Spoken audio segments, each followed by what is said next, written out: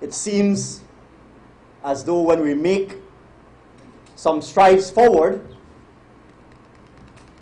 by our own design, we seem to go backwards. And it ought not to be in an organization that can deliver so much. That was Acting Top Cop David Ramnarine while addressing a group of trained officers attached to the Guyana Police Force on Thursday.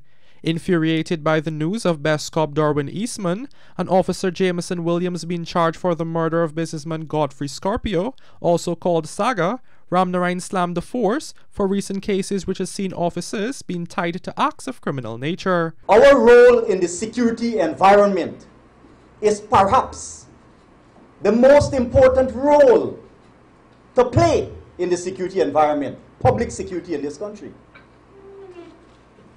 And some of us are playing with it, we're toying with it, and think that we can get off with it. Even as he acknowledged that police officers, like regular civilians, are prone to mistakes and can make wrong decisions from time to time, he reminded the ranks of their oath to protect and serve. But we must not forget that the average member of the public did not take an oath. We who wear a uniform took an oath. And that is why we are being held and must be held to that standard. We must be held to that standard.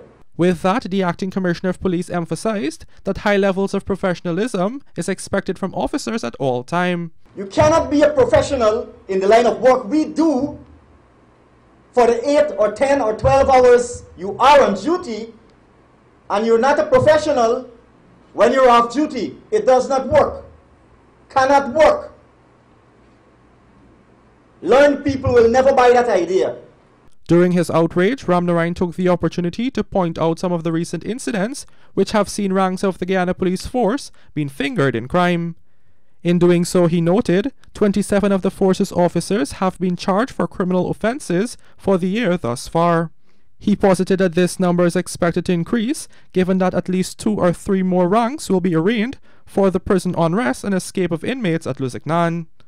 It was then that Ramnarine indicated that similar to their relentless efforts to prosecute civilians for their acts of crime, officers of the force will be placed under scrutiny and dismissed if tied to unlawful activities. Reporting for the Evening News, Ashraf Dabi.